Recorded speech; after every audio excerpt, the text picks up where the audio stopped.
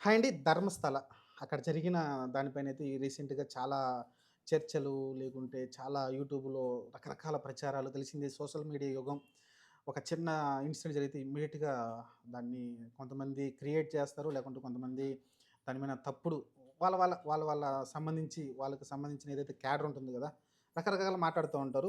Actually ఇది జరిగిన కాడ నుంచి నా ఛానెల్‌లో ఒక్క వీడియోగా అయితే నేనైతే పోస్ట్ చేయలేదు. ఎందుకంటే దాని గురించి మనకు క్లారిటీ అయితే రాలేదు. కొంతమంది వేల శవాలన్నారు. కొంతమంది వందల శవాలన్నారు. పూడ్చిపెట్టేసారు అక్కడన్నారు. దీనిలోకొస్తే మనం ధర్మస్థల అనేది ఒక పుణ్యక్షేత్రం. మనకి హిందువులకు పవిత్రమైన స్థలం అది. కర్ణాటకలో ఉంది.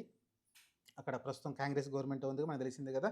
అక్కడ బీజేపీ గవర్నమెంట్ ఉంటే దాన్ని తొక్కేసింది, నొక్కేసిందని మాట్లాడే అవకాశం అయితే కనిపించింది. సరే అది పక్కన పెట్టేస్తే అసలకి ధర్మస్థలంలో ఏం జరిగింది ఏంటని చూస్తే మనం ముందే మాట్లాడుకున్నాం. ఒక్క వీడియో కూడా మనం పోస్ట్ చేయలేదు దీని గురించి. ఎందుకంటే పూర్తిగా ఇన్ఫర్మేషన్ మన దగ్గరకొచ్చిన తర్వాత లేకుంటే అసలు సిట్టు మొత్తం ఇన్వెస్టిగేషన్ చేసి అసలకి ఎన్ని శవాలు బయటపడతాయి, ఎంతమందిని పూడ్చిపెట్టారు, ఆహ్, ఎవరైతే ఆ వ్యక్తి పారిశుద్ధ్య కార్మికుడు, మాజీ పారిశుద్ధ్య కార్మికుడు అక్కడ నేనే నా స్వయంగా కొన్ని వందల శవాలు కాల్చేశాను, కొన్ని వందల శవాలు పూడ్చిపెట్టాననైతే ఆయనైతే ఒక మాట చెప్పారు.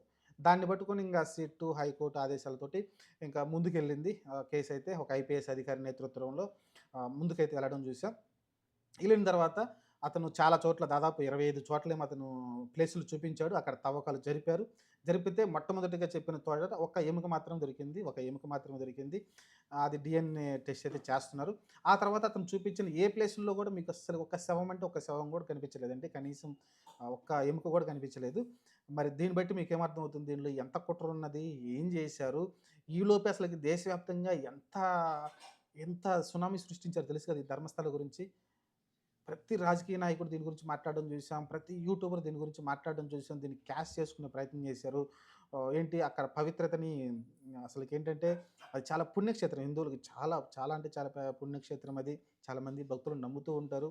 అలాంటి చోట ఇలాంటిది జరిగిందనేసరికి నేను గూడా కొంచెం అరే! ఏంట్రా నిజంగా ఇంత ఘోరం జరిగిపోయిందా అని నేను గూడా స్టార్టింగ్‌లో అనుకున్నాను. కొన్ని వందల శవాలు అనంగానే. అసలకి ఎందుకంటే అధికారికంగా మనకు బయటికి రావట్ల. సోషల్ మీడియాలో రకరకాల ఛానల్స్‌లో రకరకాలుగా అక్కడ వందల శవాలు దొరికినియి, వేల శవాలు దొరికినియి, వేల శవాలు పూడ్చిపెట్టేశారు అని వస్తా ఉన్నాయి వార్తలు. రెగ్యులర్‌గా వస్తా ఉన్నాయి. వస్తా ఉంటే ఏంటబ్బా! ఇప్పుడు అఫీషియల్‌గా మనకేం కనిపించట్లేదు. ఇక్కడేమో ఛానల్స్‌లో ఇలా మారుమోగిపోతా ఉందనుకుంటే, ఇది కావాలని క్రియేట్ చేశారనైతే ఫైనల్‌గా అర్థమైంది.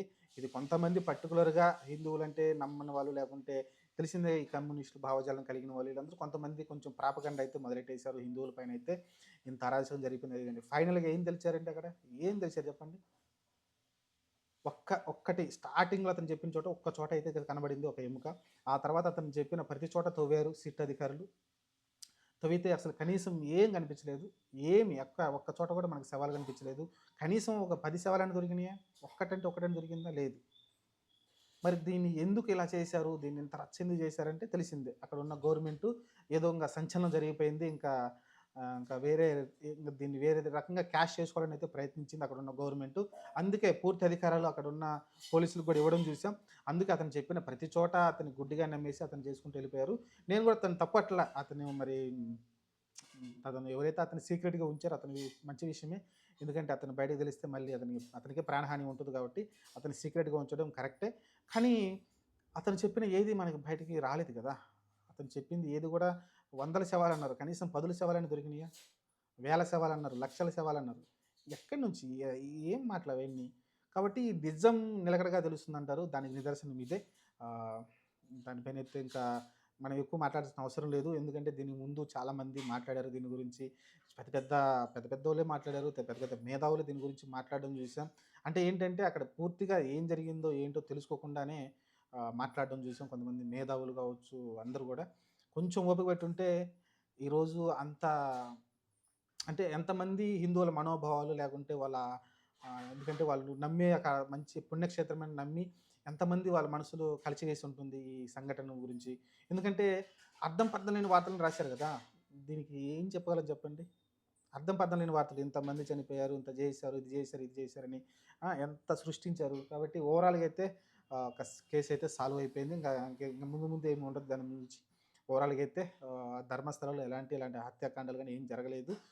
ఓవరాల్‌గా వచ్చేసి ఎవరైతే ఆ పారిశుద్ధ్య కార్మికుడు ఉన్నాడో మరి అతను మతిస్థిమితం సరిగ్గా ఉందో లేదో మరి ఒకసారి క్రాస్ చెక్ చేస్తే బావుంటుంది.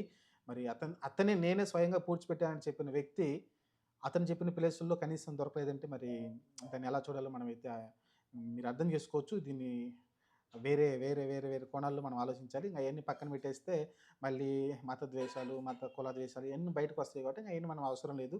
దాన్ని మనం రెచ్చగొట్టాల్సిన అవసరం లేదు. ఆ పుణ్యక్షేత్రం ధర్మబద్ధమైంది. లేకుంటే ఆ పుణ్యక్షేత్రాన్ని దర్శించుకొని అందరూ గూడా ప్రశాంతంగా అయితే ఈరోజు నిద్రపోవచ్చు. ఎలాంటి ఇబ్బంది లేదు. ప్రస్తుతానికైతే దీనిపైనైతే ఆయన చెప్పిన ఏ ప్లేస్‌లో దొరకలేదు గాబట్టి, ఇంకా ధర్మస్థల గురించి పెద్దగా చర్చ అయితే ఉండకపోవచ్చు అనుకుంటాను. ఎవరైతే ఆవేశపడి ఇలా తప్పుడు వార్తలు రాస్తున్నారో ఖచ్చితంగా ఆ రోజు ఖచ్చితంగా దీని మీద చర్యలైతే ఉండాల్సిన అవసరం అయితే ఉంటుందండి. ఎందుకంటే ఇది ఇప్పుడు జరిగుండొచ్చేమో అని చెప్పడం వేరు. జరిగిందని చెప్పడం వేరు. చాలామంది జరిగిందని చెప్పారు. అది నేననేది. జరిగుండొచ్చేమని ఒక మాటే అంటే ఊహగా అనుకోవడం తప్పులేదు. ఎందుకంటే మేబీ అతను చెప్పింది కరెక్టేమో, వందల శవాలు, వేల శవాలు అక్కడ పూడ్చిపెట్టాడేమో నిజంగా.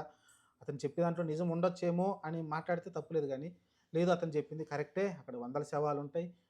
తవ్వుతున్నారు. ఆల్రెడీ కనబడ్డాయి అని గూడా మాట్లాడినోళ్ళు చాలామంది ఉన్నారు కాబట్టి అలాంటి వాళ్ళు చాలామంది శవాలు బయటకొచ్చేసినియి. అక్కడ వందల శవాలు తవ్వేశారు అని ఎవరైతే మాట్లాడో అలాంటి వాళ్ళ మీదైతే కఠిన చర్యలు తీసుకోవాల్సి ఉంటుందండి. ఎందుకంటే ఒక తప్పుడు ప్రచారాన్ని ఇంత యాక్యురేట్‌గా చెప్తున్నారంటే వాళ్ళ ఉద్దేశ్యం వేరే ఉంటుంది.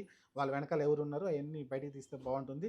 కానీ అక్కడ ఉంది కాంగ్రెస్ గవర్నమెంట్ కాబట్టి దాన్ని గప్‌చుప్పున మూసేస్తది. చూద్దాం మరేం జరుగుతుందో. ప్రస్తుతానికైతే క్లీన్ చిట్ అయితే కనబడుతుంది ధర్మస్థలలో.